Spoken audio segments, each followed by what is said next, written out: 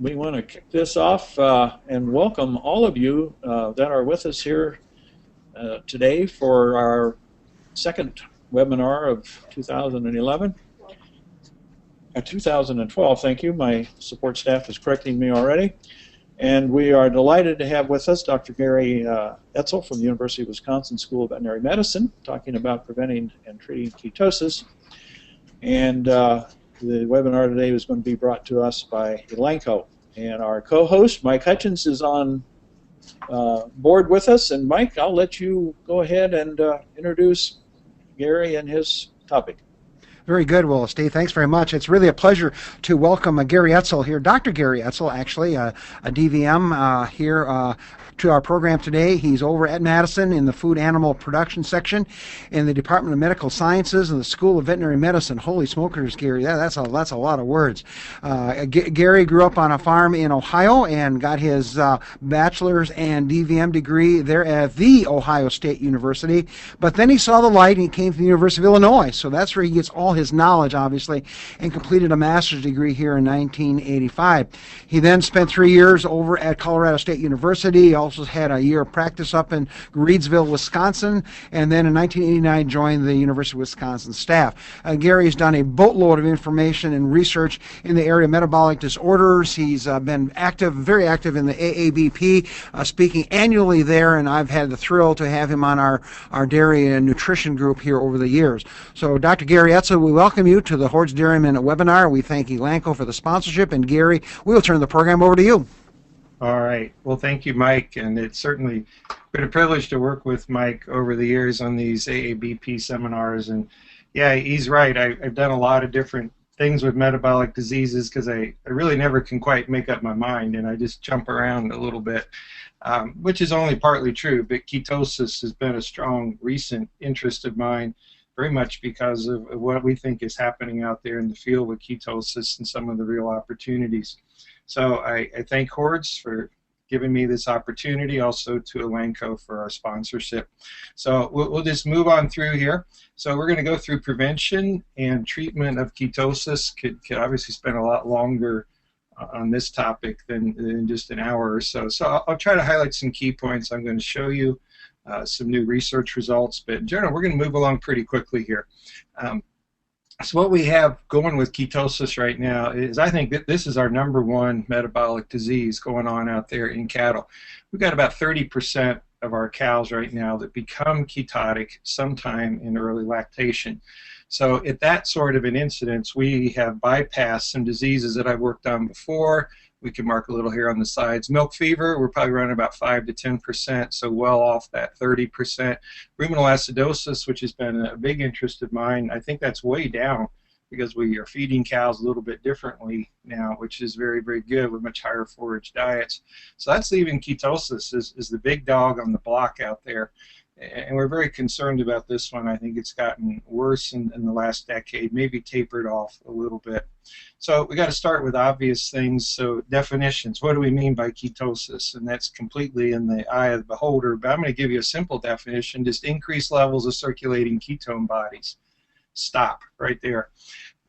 As we think about this particular disease, a lot of people want to go into clinical and subclinical ketosis, and they're good academic discussions, but I find almost no clinical usefulness to those. As I do troubleshooting on farms, I may ask what their clinical rates are, but I'm not putting a lot of stock in that because it's just extreme variation in how producers define this, and extreme variation in the amount of effort that producers would go into in detecting ketosis. So I think a simple definition, it's high ketone bodies, is going to serve us well. I'm going to show you quite a bit of research data that we got from a field trial that we did in the summer of 2010. So I'm going to right away credit my co-workers at Cornell. This was a joint project with Drs. Daryl Neidham, Jessica McCart, and Paula Ospina. We enrolled 4 large dairies summer before last, 2 in New York, 2 in Wisconsin. Took all the fresh cows that came through that summer, a little over 1,800 total cows enrolled in this study. And we took a very, very intensive look at ketosis in those herds. to talk to you about our cow populations because the results obviously are applicable primarily to those herds. They were large dairies. We tried to get herds with milk meters. We tried to get herds with good records. So we got 2 herds from New York up here, just call them herds A and B. And over the course of our study, those herds both hit right at 92 pounds. So this is summertime milk. Year-round average would be better. So those were very elite herds, well over 30,000 pounds of milk with excellent management. Our Wisconsin herds were very good, but a little more typical of what we would see out there. So they were also larger herds. We had a herd that averaged 87 pounds of milk and one about 78. So still very good milk, and a lot of cattle that came through and calved on that summer. So we defined ketosis in this study based on the blood BHBA. We used 1.2 millimoles per liter or higher as our cut point for that. We're not sure exactly where that threshold is. It's somewhere between 1 and 1.4. Where you draw that line isn't super crucial. The point is that you test cows and that you're looking for it. These cows were tested 6 times each in early lactation, and we set this up as a Monday, Wednesday, Friday sampling schedule. So cows would be eligible for testing as soon as they hit 3 days in milk. So their first test would have been 3, 4, perhaps 5 days in milk, depending on when they calved. And we kept after them on Monday, Wednesday, and Fridays until the cow passed through 16 days in milk. Then she was out of our part of the study. We were monitoring the blood BHBA with this precision Xtra system, which is a whole blood Cowside BHBA test. So essentially the gold standard, almost as good as a laboratory test. Not quite, but remarkably good, and it's a pretty simple Cowside test. I'm hoping that a lot of you out there have used this meter. If not, this is what it looks like. We're getting these for about $50 retail for the meter through veterinary suppliers. Even a lot of our human pharmacies, drugstores have them. I've seen cost anywhere from $10 to $90. But this is a meter that's made for the human market, primarily for glucose monitoring in diabetic patients. So this is very small, fits in your pocket, and particularly the ease of use is very, very good. Requires 1.5 microliters of blood. That's a small drop. So just a very small drop of blood that we put on the end of this test strip right here, and then your reading is going to show up here in this display panel. I will say, especially since it's wintertime, be a good reminder. We do these Cowside. We don't get blood ahead of time. We just think we always want to do whole blood, get immediately on that strip. But if it is cold, keep the meter and the strips warm while you're out there looking at these fresh cows. Just put both in an inside pocket. Only bring them out enough to put your sample on, get your reading, and then get it back in a warm place. If it's real cold, the meter will give you a battery error. But even if it's not that bad, what will happen is you get slightly low readings on this strip, because that's an enzymatic reaction. There's an enzyme right in the end of this, catalyzes a conversion of ketone bodies, produces current. If it's cold, that reaction isn't going to proceed as quickly. So we do need to take a little care as we use this guy. Just a couple other general comments about the meter and how we make it work in this study and how you can make it work in the field. Usability is really good. You only have to calibrate it occasionally whenever you switch between the lot of strips. And even when you do that, there's just another strip you put in. It acknowledges the lot number, and off you go. If you look at the meter, there's no off-on button on here anywhere. People are looking for that. You just put a strip in, and it comes up. It prompts you to apply blood, and then it prompts you. There's a 10-second countdown after the blood goes on. You cannot apply blood to the strip and then put the strip into the meter. If that happens, you just wasted a strip and you need to go on. The real part of this that you're going to have to buy, it's not the cost of the meter, it's obviously the cost of the strips. And we're seeing these at around $13 for a box of 10 or $1.30 a strip. This would be the price that veterinarians can get it through veterinary suppliers. If you go through the human market, they do sell this for diabetic patients. It's mainly the glucose strips that they use. This meter is unique in that it can do both glucose and ketones, but the ketone strips are a little harder to find on the human side, and they'll probably be more expensive. I don't know, people are out there checking the web and trying to find good prices, but usually you're working through your veterinarian, and your suppliers can be the best way. We'd like to see you working with your veterinarian anyway on your ketosis programs. You can do glucose with this. That's the main reason that they have it on the human side. We don't have a big use for the glucose strips on the dairy cow side. They're cheaper than what the ketone strips would be, but there's just not a real interesting way that we can use those. And plus, it's a lot more accurate on the ketones for the BHBA part. We're using these out on farms and into fresh pens. We got some herds doing that.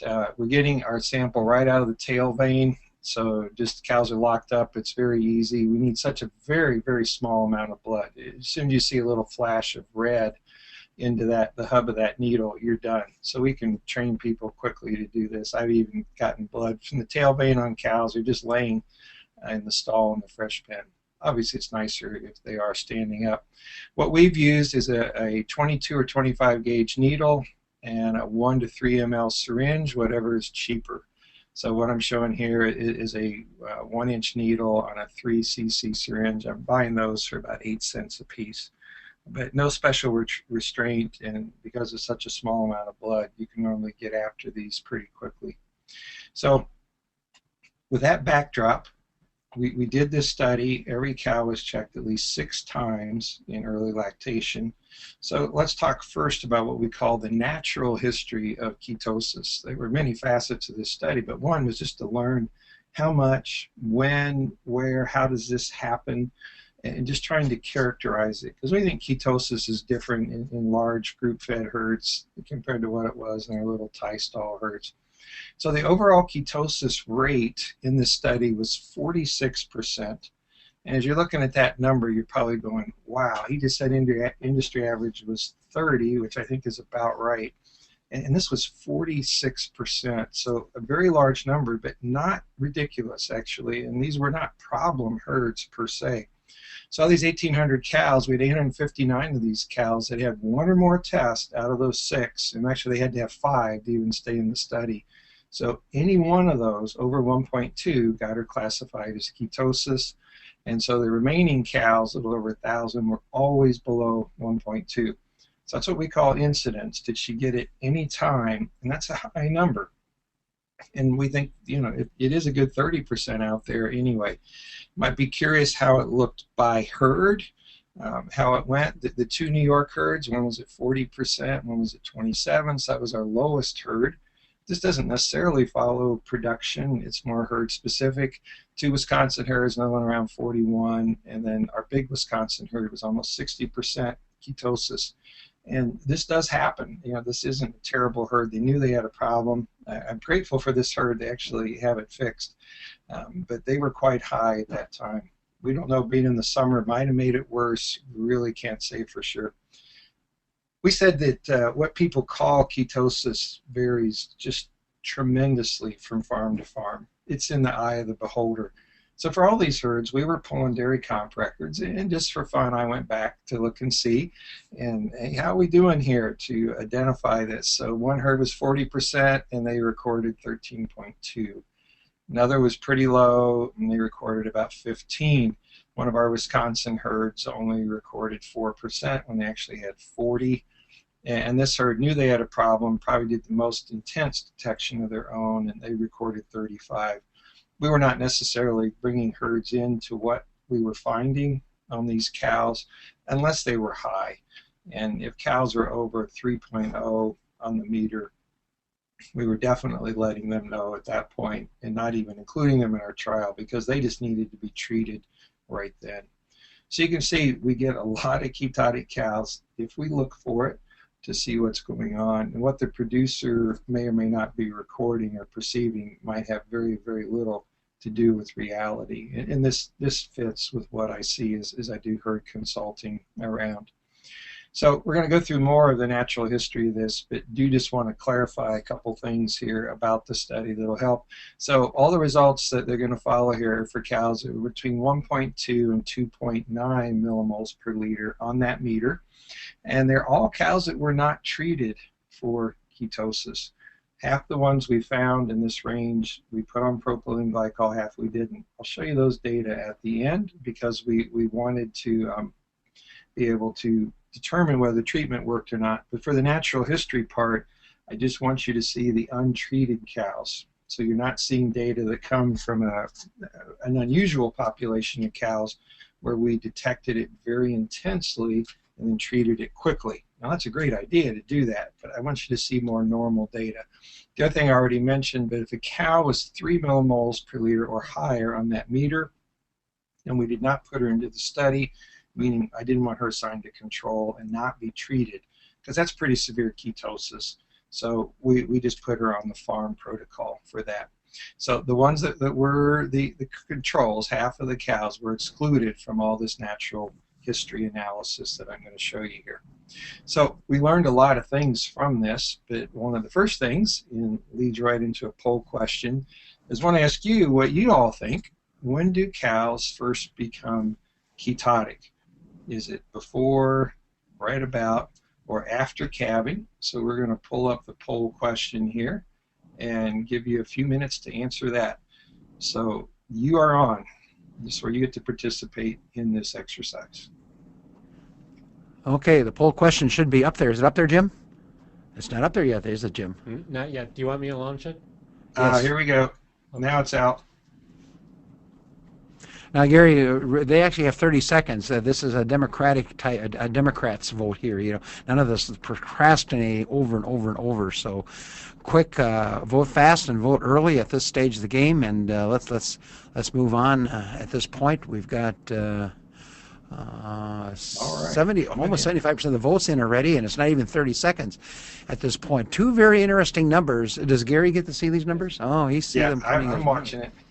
Okay, very good. Well, we're just about done. We've got 82%. We're over 100. We're at 100, so we have plenty of votes. Well, let's close this off, Gary, and interpret what you see here. So okay, so here we go, closing off. Okay, all right. Thanks to all of you who voted and voted so quickly. Okay, so we got two popular answers. About 3 days before calving is one answer that's very popular with the group. And that's pretty unusual, actually, to see them getting into ketosis at that time. We don't look a lot there, but it certainly can happen. The most popular answer was the right one, about 3 to 5 days after calving. And that is what we saw in our study, the time when cows were most likely to become ketotic. So here's the numbers. We looked at what's called incidence and prevalence. So incidence is the first time she becomes ketotic. Prevalence is just the number of cows that happen to have it. And both of them were square on 5 days in milk for the onset or the most total cases. This was earlier than what I thought it was going to be. My clinical experience up to this trial was saying maybe 7 or 8 days in milk. Gee whiz, this thing peaks at 5. I'm sure glad we started at 3. So if you graph out our data, this is going to be the prevalence data for the prevalence of ketosis in the cows in our study. And remember, we're looking at a very large number of cows, and boy, you can easily see that peak coming in there at 5 days in milk. And it's certainly dropping down from that time as we move out. But at 16 days in milk, when we turned these cows loose, we still had about 10% of them having ketosis at that time. So it wasn't over, but we were clearly on the back side of the ketosis things. All right, another thing that was very interesting that came out of this study, and this is the cows that were not treated. 36% of those cows were not cured by 16 days in milk. So we didn't go into this advocating that these cows not be treated, even though it was a fairly moderate ketosis that they had. But it's clear that over a third of those cows weren't cured. Do remember that the severe ones, over 3, just didn't get into this study, could not be a control cow, and it had to be treated on the farm. For the cows that did go ahead and cure and they stayed in the herd. If they were removed or culled, they were out of this thing already. It took about 7 days from first diagnosis until we thought they were clear, which would be 2 consecutive negative BHBA tests. So about a week to get them on their feet for the ones that did get better, but remember, a lot didn't. Okay, so now we have some basic information about how many cows get it and when they get it. What does it do to cows? How does this affect cows? So we're going to start with milk yield. I'm going to show you a previous study. This is some of the Guelph data. Todd Duffield's study, or published one of the big reviews off of that. And they said if a cow's BHBA went above 1.4 was the cutoff they were using. Again, doesn't make a huge difference. They saw that they lost 4.1 pounds of milk at first DHI test. Now, in our study, we did a couple of things differently. We were much more intense in detecting our ketosis, had a little lower threshold. We also had daily milk weights on our cows. So what we're going to show you is we lost 3 pounds of milk. That's average daily milk, looking at all the milk weights out to 30 days in milk for a cow that went over 1.2 at any time. So we're clearly losing milk. One of the take-home points here is that we got to get over this notion that it's just high production causes ketosis, so what's the big fuss? That thinking has to go away. These are cows that straight up lost milk because they were ketotic. So ketosis is clearly taking something away from these cows, and it's not just the high production that's causing it. Okay, the next thing we wanted to look at was DAs in these cows. It's what we call a bidirectional relationship, meaning cows that get ketosis are more likely to get a DA. Then once they get a DA, they are in turn going to get even worse ketosis. But one of the big things we learned, and we give a lot of credit to the Guelph group here, is that ketosis often precedes DA. And they first showed in their study, which was a little over 1,000 cows, the cows that had ketosis before the DA were 2.6 times more likely to get a DA afterwards. So we had the same kind of setup in our study, and we could look at it. And yeah, indeed, it increased. In fact, our number was an astronomical 19 times more likely to get it. And actually, they used a little different statistic. The Guelph is an odds ratio, so that's actually 2.6 times greater odds. Ours is a risk ratio, or RR, I'll be using. Some people call it a relative risk. It's a slightly different number, a little more intuitive. Ours is just straight up 19.3 times more likely to get a DA if they had ketosis ahead of time.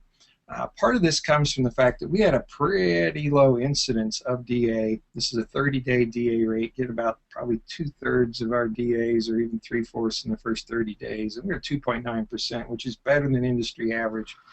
So ketosis can really blow this rate up if you're starting from a pretty low base. But there's no doubt this is very, very strong biology, and our study clearly affirmed that. We also looked at herd removal. What did ketosis do to the likelihood of that cow actually leaving the herd? And we have not been able to find any data on that would say what would happen, what the risk would be. So as we ran our numbers, it came out right at 3 times more likely to be removed, and that was in the first 30 days in milk if they had ketosis compared to whether they didn't.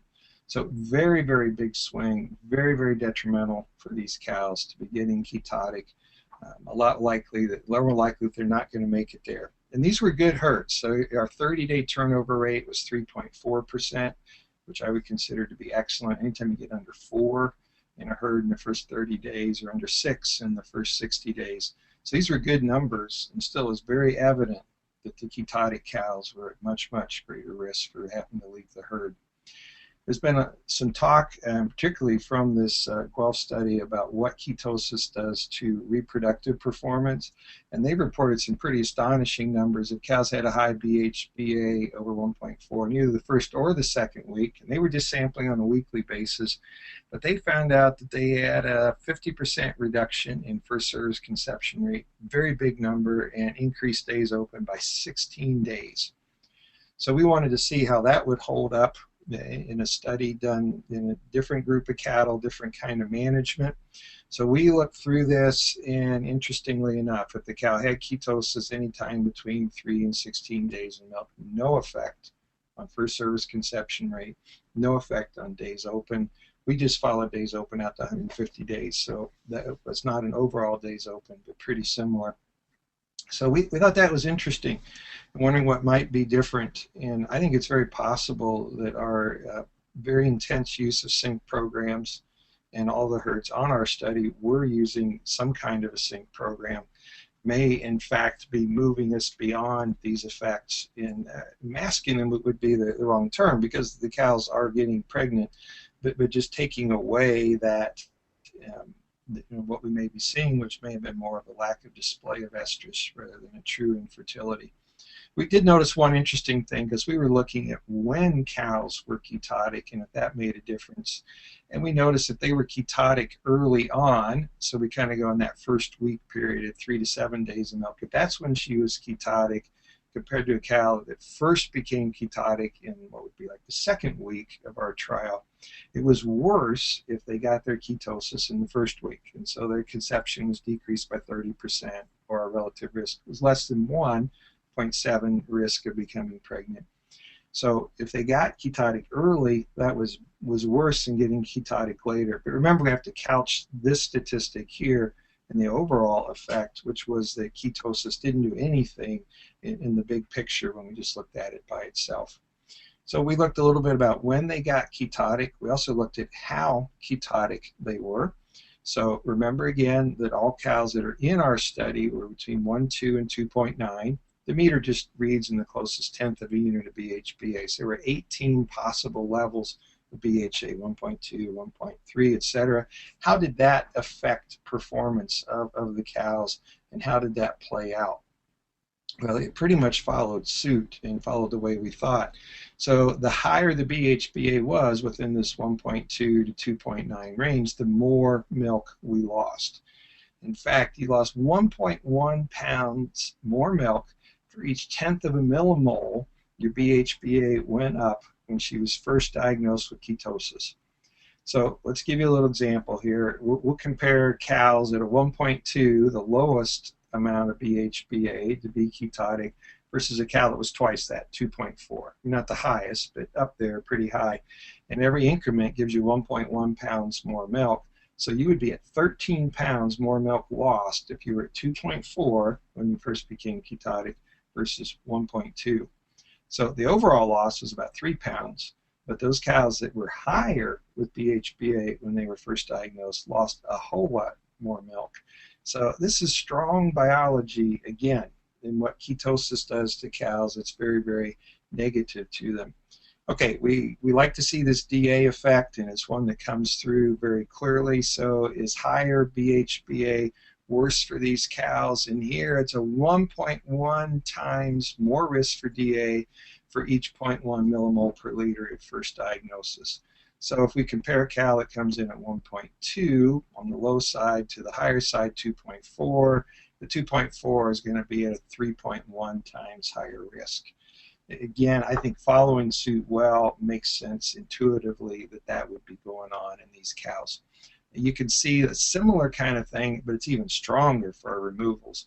Wow, you know, each tenth of a millimole of BHBA at first diagnosis gives you a 1.4 increased risk, and you keep multiplying 1.4 by 1.4, we're at 57 times higher risk for removal if that cow's first diagnosed at a 2.4 compared to the lower level. Wow, a very significant thing. These higher BHBAs are really messing these cows up. And remember, we stopped at 3. We didn't even look at those cows because we thought they just had to be treated and move on. So if we would pull this together a little bit, and we're going to move on into prevention, but just laying some groundwork. So what do we learn here about ketosis? First of all, it's way more prevalent than expected. I mean, I've been trying to impress on folks for years that this is at least a 30% disease, maybe more than that. It is earlier in lactation than what we thought. And this is coming off group housed, group fed herds. I think that's the difference. It's a different disease than what we had in tie stalls. I think it's harder on cows than what we thought it was going to be in terms of milk loss. So when we think about the farm and what we're going to talk about next, it's two things that are imperative: prevention and very early detection and appropriate treatment. That's what we've got to do. So we'll start with prevention. it's not just the fat cows, certainly can be. This was a very big dry cow right here, probably a little over a ton. We kind of made a fuss about her when I visited that farm and just kind of commented, got a nice picture, went back to the farm a couple of weeks later, discussed my results and asked him what happened to old 793, and he sold her. We made such a fuss over her, he thought he better put her on the truck and not calve her in and have her die. She was about a month away when we saw her. So that cow helps me out, though, because she leads us into prevention, and it starts in the dry period. They're getting ketotic so soon. You know, if by 3 days of milk we're starting to ring up ketosis, we know something's happening earlier than that. And we think this type of ketosis that happens so early is mediated by fatty liver that starts just before or perhaps just after calving. It doesn't have to be there. We don't have the airtight evidence on this, but that certainly would explain what we think we're seeing and the way the ketosis behaves in these cows. They've got an underlying liver problem, and we got to prevent this fatty liver from developing, and that goes right back into the dry period. So as we think about these pre-fresh cows, what do we need to have? Inadequate bunk space is always going to come up first, and people can kind of even if they want to poke fun at my group of clinicians here, we're the 30 inches of bunk space people for pre and post fresh cows. No compromise. If they can't eat at once, there's a penalty to be paid.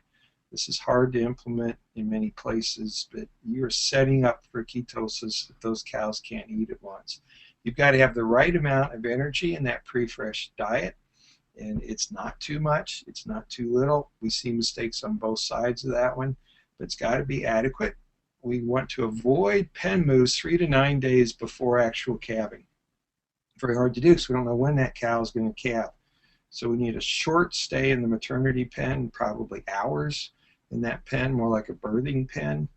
And we don't want her moving because when we move that cow, it creates stress and she loses intake. She goes in negative energy balance before calving, and she's set up for a fatty liver.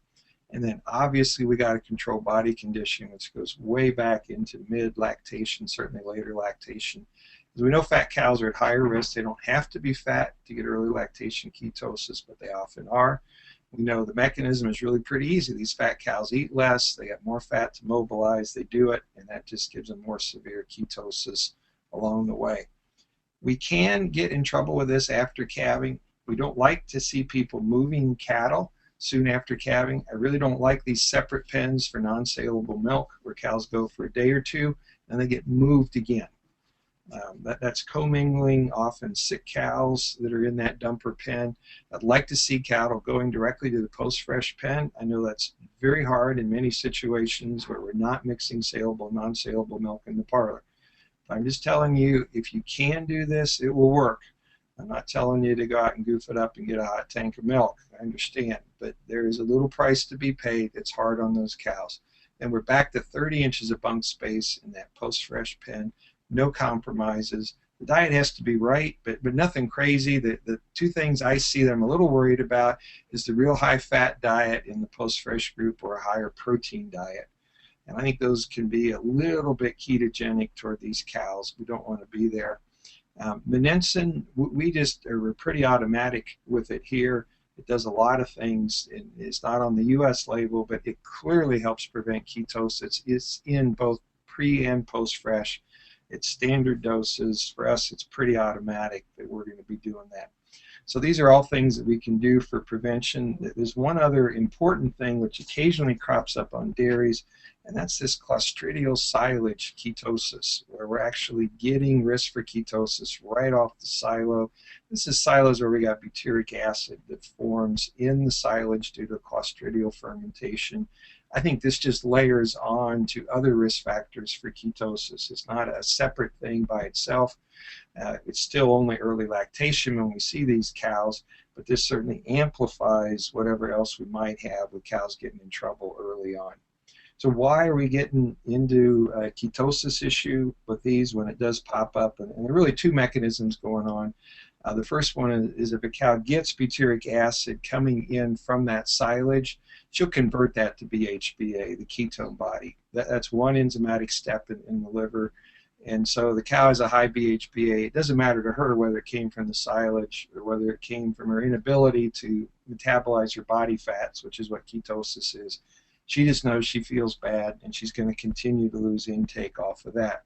The other reason is we may just lose some dry matter intake due to these bad silages, because there's more stuff that Clostridium do to this silage besides make butyric acid. There's toxic amines in there. These are protein breakdown products. They really stink. There's also a lot of ammonia that can be present in these silages. There's a pretty big energy cost to the cow to get all that ammonia converted to urea. So, you know, if you're following this one, this theory of why we get in trouble with these, you'd say it's not the butyric acid per se in the silage, you know, except as that might cause the ketosis. Butyric acid doesn't decrease dry matter intake. The cow doesn't find that smell offensive. I mean, we don't like the smell of butyric acid either. It's a rancid butter smell, as they describe it. If you smell it, you know what it is. But that isn't what bothers her. But these amines and ammonia can do it, and then the metabolic aspect of that going on in there. When we do see these going on, and they can really set you up for bad ketosis, it's usually a hay crop silage. Harvested too wet would be one way we get there. And almost all these are below 35 dry matter. Maybe it rained on in the bunker before you got it covered. And the other thing that happens, because these don't always go Clostridial, is we'll get a silage that's very low in soluble carbohydrates, favoring this Clostridial fermentation to butyrate. Might be a very over-mature forage, it got rained on, or even if it was cut in the cooler part of the day. We know that the amount of soluble carbs can vary just even over the course of the day. We like to cut it in the hotter part of the day and catch a little more sugars up there. But for whatever reason, we get into these silos actually kind of start out okay. But then eventually the fermentation switches over and Clostridial get involved in there. They're going to outcompete the beneficial lactic acid bacteria, and they're going to ferment the remaining carbs. They'll even back ferment lactic acid in the silo to butyric. But this takes months. This doesn't happen quickly. So if you have something that's wet that you have put up and it's a hay crop silage, feed it out quickly. Don't wait later. In fact, in this part of the world, almost every butyric acid silo I've seen has been between January and May. They were almost all first cutting. So it took months for it to get to those levels. And another thing that comes up with these, and people may not realize, is that butyric acid just keeps going up in that silo all the time. It's still alive, is the way I explain it. The pH didn't get low enough to stop the Clostridial bacteria. We didn't hit a terminal pH. And every day they're chewing up more lactic acid and turning into butyric acid. So these things are getting worse by the moment. If you can just feed them out earlier, if you know it was wet or low in soluble carbs, you might avoid all kinds of headaches. If you do get into one of these, and I don't want to spend too much time on this because there's a lot of aspects of it, but I go through 7 Ds of how to deal with one of these guys. But just real quickly, you have to diagnose it. You have to know how much you had in there. You can volatilize some of it. You need to figure out how much you have. And then if you can divert that away from the transition cows, we don't want the butyric acid going to there. We dilute it down. The magic number is under 50 grams a day for non-transition cows. Transition cows always get 0. And if it's real high, and usually if we get over about 2% butyrate in one of these silages, it's fertilizer. We just about have to get it out on the field. And then we just have to deal with other silages and make sure we're not getting in trouble on those fellas. So those are the ways that we get there. I think the key steps for prevention. The last thing that we need to do, and we're still going to get some, you saw even our really good herd had a 27% incidence in our study. And so that this notion of early diagnosis and treatment in fresh pens is crucial. And I do think we can help out, and our study is going to support that. So how are we going to do a good job on this? Well, we're going to start with getting those fresh cows locked up. So adequate headlocks. And I want to emphasize here, this is 30 inches for all the cows to eat and all the cows to lock up. So remember, our headlocks are usually 24 inches wide. So you can't count headlocks. You have to go on bunk space. If you do look at headlocks, you need 5 headlocks for every 4 cows. Or 80% of your headlocks is what your fresh pen will hold. We like to see people set the headlocks after the first milking and feeding. We want to coordinate those things. Cows come out of the parlor. There's fresh TMR. You can even put a little bit of baled hay on top of that TMR if you want. I think we get a little better lockup. Give the cows a few minutes to lock and start eating. Then you can do your detection. You may be doing all the cows or part of them. You can see how much they've eaten. We still want them out of those lockups in less than an hour. But you can get really fast if you do want to do this testing. And in our study, we could do, I think the most we ever did was about 170 cows in a fresh pen, and that was 45 minutes. That's the amount of time we had in there. Now that was 4 people, one in front, one in back, another team just like that. But you can move quickly on this, and it can go. So when we did our study, we were thinking this protocol, Monday, Wednesday, Friday, all cows up to about 16 days of milk, was a great research idea, and it worked well. I think in high prevalence herds, we just might do that anyway and really get a handle on our ketosis. If you want to select cows for testing, great for most herds. Attitude, appetite, and milk yield are where you want to be. If you're looking at milk yield alone as your criteria, you're behind the curve. And these cows have been ketotic for a while. But we might just select cows in these lower prevalence herds. Okay, so now we're into the next question that we're going to pull up here on our poll. And we want to go through and think about how we're going to determine the cows, the Cowside test that we would use. You know, we know about the blood test a little bit, but you know, you tell me which one is the most accurate for sure on this, and we'll see what we come up with. Well, we're off and running here again.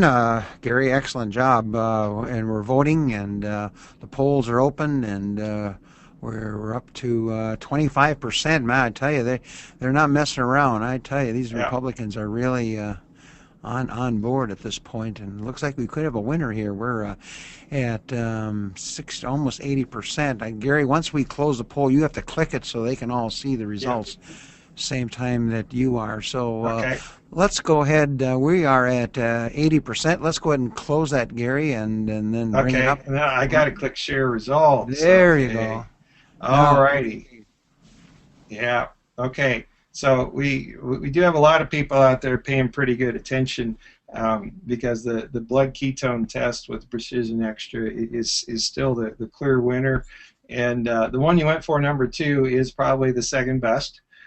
On that ketone strip. Doesn't do too bad for us, but it is not in the same league as what the meter is. It is just clearly better. And I'm going to show you some numbers on all these tests so you get an idea of what's going on here. But this is probably our second choice down here with this milk test. Urine test comes in pretty well also. So we're talking about ketone test here. It's got to be urine, milk, or blood. And we want to know whether this cow needs treated or not. So I'm not doing herd level inference. It's just, does this cow need treated or not? I've left off sweet smell of the breath, and almost nobody went for this one, which is good, because you can smell some of these things, and some people can and some can't. But they've actually done tests on this. The best you can get is 50%, and that's for people that think they're good at smelling it.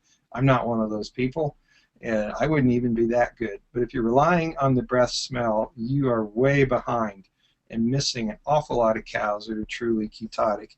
You want to use the urine test. It comes in there pretty well. They're pretty cheap, but your main problem is you got to get them to urinate. And then please read the directions and dip and read within 10 seconds. If you leave the urine on there a long time, you start getting some false positives. But here's our real big issue. You know, even if we're doing, I think, a pretty good job, about 40 to 60% of your cows will urinate when you want them to. And that's our good herdsmen. We don't want to be catheterizing cows. We don't want people going in vaginally. Some people are trying to push it out rectally, some urine. Some people are just touching that strip to the vaginal wall, which accomplishes almost nothing. So herds that are relying on urine ketones really need a plan for cows that don't urinate. Usually that's the milk test or blood test as a backup. If you're working on the urine ketones, and we have lots of herds that do, and it can work. First of all, you know, where do you draw the line? It's at what's called small on that urine scale. So if we're looking across here, this is probably negative, trace, or small, right in there. So whichever one is smaller, 15 milligrams per deciliter, that's where you start treating. They are higher. If you use that level, you're still only about 80% sensitive, which means you're getting 80% of the ketotic cows, but you're calling 20% of the ketotic cows negative, and you're not treating them. And that's not good. So we're missing out. It's very specific, meaning it's 95% specific. It means if she's negative, she's negative. So it's good for that, but it doesn't always get the right cows in there. Some of you may be using the milk powders, and I don't think we have much in the way of voting for those, but this is not where we want to be. This is 35% sensitivity. So cows that are truly ketotic, this only detects about 1/3 of them. It's very specific, but you cannot use this one as a sole test, because if she's negative, you really need another test to find out what's going on. So we're very unfavorable toward this test. It's better than nothing. We'd really like to move somewhere else. The other thing is I think the color change is a little hard to interpret on this one. There's a negative one. You're supposed to wait 2 minutes, so often we put this up on the cow's hip and come back. There's a positive one. Yeah, it's pinkish. You know, it can turn really, really purple like that, but not with milk. That's actually, we're cheating there. That's urine on that. Urine concentrates ketones. Milk doesn't concentrate ketones, and it just doesn't pop up there very much.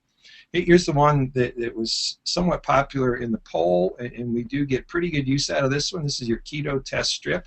About $3 a test on these. This is a milk test, dip and read in 60 seconds. There's a scale on here, and you use the 100 micromole cut point, which is a little hard to tell in this picture, but probably the one right in there. Pretty good sensitivity, pretty good specificity on this test. But again, not approaching perfection, and our blood test really does well.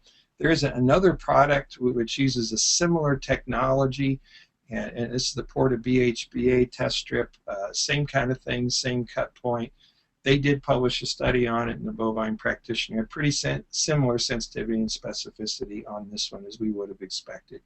But we go to our meter that we've already talked about. All kinds of advantages here. If you can, go to this. But you know, sensitivity and specificity were 98% on each of those, so really excellent on those categories. All right, so we're going to go to our last poll question here. We kind of saved these guys for the end, and this is the actual treatment that we're going to do. So I want you to come up with what you think the best treatment is for a cow with a mild ketosis. This will be like 1.2 to 2.9 on the meter, not severe, and here you go. Okay, I think I'm going to get this one right, Gary. I won't tell you how I did in the other ones, but I'll get that straightened out with you over a glass of skim milk here. But we'll move on. Well, we're off and running here, and we've got almost 60% in at this stage of the game, and I know we're running a little closer on time, so come on, you guys and gals, vote. Let's vote here. Let's vote. Once we get to 75%, we're going to cut her off, and man, we're over 75% in 30 seconds. These guys are catching on. Let's go ahead and cut her off, Gary. You're at 80%. So what do we got? Close her out, and we're going to share some results. So very nice job out there. We had the big winner was 300 ml propylene glycol given orally, which is what we would favor, and I'll show you some results on that that are very, very good. The dextrose IV, 500 ml or 250, kind of came in there next. So let's talk about this and just close out with that notion. This is where we want to be on these mild cases, and it's going to be, we actually call these glucogenic precursors. So propylene glycol, 300 ml or 10 ounces once a day, spot on. Glycerol is a very reasonable substitute at the same dose. You can also pump calcium propionate in. We think get probably even more precursor out of that, but you know, putting a pound or so calcium propionate in a bucket or one of these fresh cow drench mixes and pumping it in is a lot of work to do that, and you got to pass a tube. But for mild to moderate cases, this is exactly what we want, and we want you to continue to recheck that cow and see if she can get going. But trying to be more aggressive with IV treatment on these low-level cows is just not helpful. So, in fact, I'm going to have a couple beefs here with IV treatment. If you think about it and you look at that 500 ml bottle of 50% glucose, that's 250 grams of total glucose, and metabolically, therapeutically, that is a big excess. That's an overdose of glucose for the cow. It's overkill. And there are potential problems with that. We could cause some GI stasis, kind of shut down appetite, increase the risk for DA, probably increase the risk for relapse.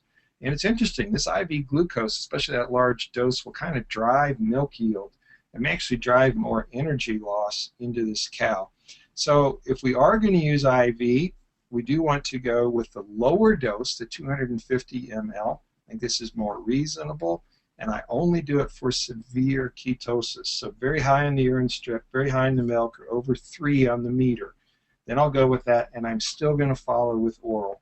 So when you think about treating ketosis, early detection is crucial, and then less is probably more, and just go with your oral treatment and not go crazy on it. And I'm going to show you the results from our study that this summer, because remember, we did treat half of those cows. So how did that work out? You know, how did this treatment go? Did it make a difference for these cows? So the ones that did get treated, the other half, it was 300 ml once a day until their blood went below 1.2, or if they passed out of 16 days in milk and went on out of the study. How did it work? And actually, we're going to show you here what I believe are the first positive results for any ketosis treatment anywhere in any kind of a major study. So the cows that were ketotic and were treated, 1.5 times more likely to resolve their ketosis by the end of the study. So, you know, we're not going to have 36% left over. We're going to have less than that. You know, about half as likely to go into the high BHBA category. About half as likely to develop a DA, about half as likely to be removed. They picked up 3.2 pounds of milk compared to cows not treated. And this one actually did show up on first cervix conception. So amongst the ketotic cows, they were 1.3 times more likely to conceive at first cervix. Now, these numbers are not overwhelming. It wasn't like this treatment was fantastic, just wiped ketosis out, but it did have positive benefits. These cows have underlying fatty liver. We just keep them going, don't make them worse. So it's worth the effort, but I think early detection, appropriate, not excessive treatment, and you are there.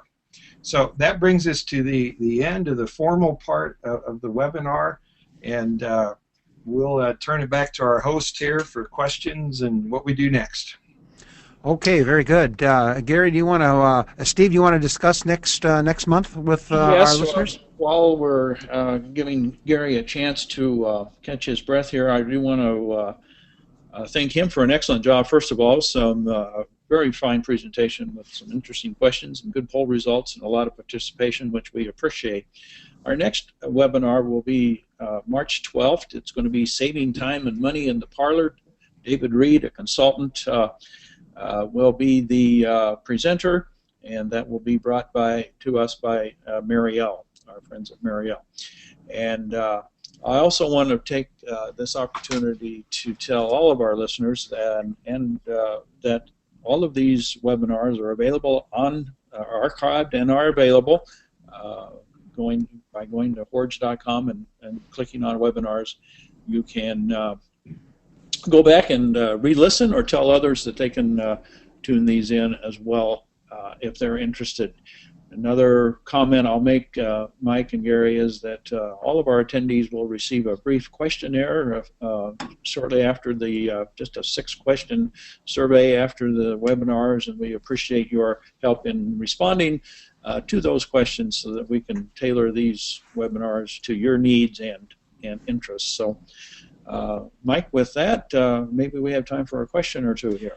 Yeah, we have several questions here. Gary, can you click forward and we'll go to the last PowerPoint if you would do that for us? That would be good. And again, we will always, as always, want to recognize our sponsors. Without that, we could not deliver these programs for you. You'd have to be paying for them. So, Elanco, thanks a million. A couple questions, Gary. First one, was there any difference between first lactation and older cows in your large field studies? Did you look at any effective parity? Yes, we did. Older cows are at higher risk.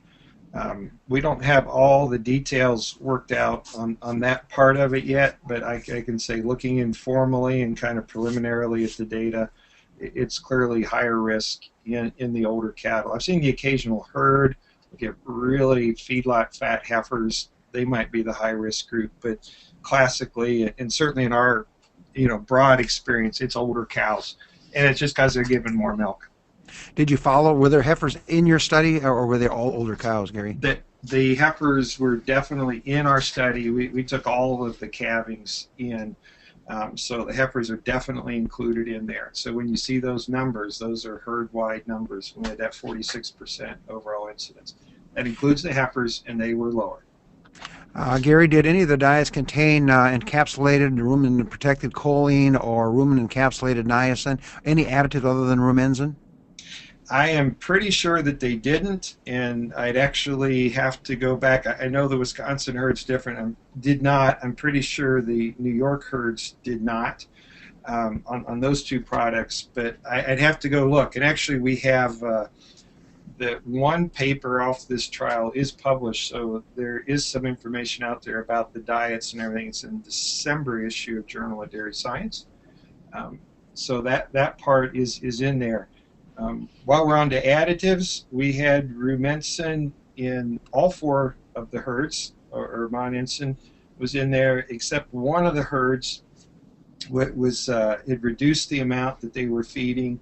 I think I only had it in the pre-fresh group, and it was half dose, and I didn't have the post-fresh group at all. And I'm not saying that this tells you everything you need to know about moninsin and ketosis, but that was my high prevalence herd. That was my 57% herd, or high incidence herd.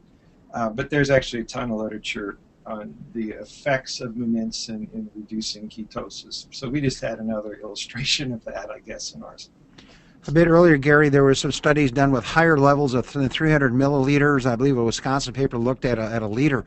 Any comments of going higher than 3 or lower? Is that the magic number? Yeah, we didn't do a dose titration. So this is your propylene glycol dose. And we just settled on what we thought was a reasonable one and just did a yes or no on that. There was some work that was done here at Wisconsin where they went as high as 1 liter per cow per day, so 1,000 mLs, and at least certainly had nothing negative about the cows. I think there's some fear that propylene glycol somehow shuts down rumen function or prolongs off feed, but we simply didn't see that at all. In fact, with our positive results and with other studies reporting negative results on IV glucose or IV corticosteroid or IV or IM corticosteroids, we felt pretty good with what we had, but we haven't titrated that dose. I think 300 ml kind of runs you down the middle, and don't worry about it. Gary, what about severe cases of ketosis and repeat ketosis? Do you have any recommendations for those cows on farm? Yeah, those are tough ones, and a lot of times we just tell people not to overdo it on treatments. You want to keep more things at them, and particularly if you start putting in the steroids, particularly if you would overdose those, you could set cows up for other severe problems down the road. So we think it's kind of just steady and easy. Keep them on propylene glycol, keep testing them. The nice thing is that the time is on your side. Eventually that lactation curve is going to start to slow down, and eventually the energy drain is going to stop. Eventually her dry matter intake is going to catch up. She will clear that fat out of her liver. Just hang in there with these cows. But we have cows on propylene glycol for a week or more, and that's just all you can do sometimes. Gary, what about the dry glycerol product instead of propylene glycol, which is a liquid? I assume they're looking at glycerol. They said you can also put propylene glycol in the diet as a dry product too. Any comments? Sure. Yeah, you got your dry props and also your dry glycerol. These are feed additives, and we don't want to confuse that with treatment of individual cows. When we're treating individual cows, we need to create a surge of glucose with we would call it a bolus or a push kind of treatment. And we want her blood glucose to go up. I mean, it doesn't have to be as crazy as running 500 ml of 50% dextrose, but we want her glucose going up. We want an insulin response. We don't get that when we put these products into the feed, because they consume them through the day. So we don't want to confuse those with treatments, and they may have some preventive value, although that seems modest at best. So they're just different things, but it's the oral liquid for a treatment. I know we're getting close to our quitting time here, Gary. What about cows that get milk fever? What is the relationship to the incidence of ketosis? Okay, so we're going to be looking at risk factors and other things as we continue to comb through this data, we did do very intensive milk fever monitoring. And that was one of the questions we wanted to answer. So this is going to be a bit informal, but it looks like there was no relationship. We also, these are herds that fed anionic salts. We had really, really low milk fever rates. We're talking 0.6% milk fever clinical for this study. We did not see a relationship, but we may not have had the best vehicle to test that either. Quick question about L-carnitine. Do you see any benefit as far as helping this cow, especially in lactation, preventing for the excess adipose tissue accumulation? L-carnitine. Yeah, I am just not familiar with that. So somebody a lot more wiser or up to date than me is on that one. I just had not worked with that. We would love to find something that would help. Obviously, these are difficult problems, puts cows in a pretty tough way. And if we're able to find things that work, let's take them. But I'm not familiar with those data. I believe Jim Drakely did some work here, and the levels were challenging and also a problem of getting it through the rumen. So that individual, if he wishes, wants to contact Dr. Jim Drakely at the University of Illinois, he may go there at this stage of the game. We're going to take one more quick question. There's a boatload of them sitting here at this point. Do antioxidants help prevent fat oxidation in the liver to prevent ketosis? I think we're kind of gonna mixing two concepts in there. So I would not be linking antioxidants into this picture. The way antioxidants get involved with fat metabolism is they prevent what we call rancidity of body fats. And it actually is possible. There's a clinical syndrome of rancid fat in the bodies of animals that can happen, and your antioxidants would be the crucial nutritional prevention. But fortunately, cows don't get that. It is pretty much, as far as I know, what we call it pansteatitis, and we see it in animals that are probably consuming rancid fats to start with. So it's really a different thing if we would get this rancidity of body fats. What we have is just fat that's accumulating in the liver. It's impairing the ability of the cow to completely oxidize her normal fatty acids. That's different than fats becoming rancid. So I'm not clear or have not seen anything at all on antioxidants being helpful, besides just their general promotion of health and intake, which is certainly real. Well, Garrett Oetzel, Dr. Garrett Oetzel, our sincere thanks for just a wonderful webinar, and also for your fine answering here. We want to thank you very much. And Steve Larson, we'll turn it back to you to wind up our program. We're at 1 o'clock. Very good. Thank you, Mike. Gary, wonderful job. Great discussion, lots of participation. By the way, for those of you who asked some questions that were not answered, we can try to get them to Dr. Oetzel, and we will have your email addresses, and maybe we can send you a response that way as well. Again, we welcome you to be with us on March 12th when we'll have Dr. David Reed talking on saving time and money in the parlor. Marielle is going to be sponsoring that webinar.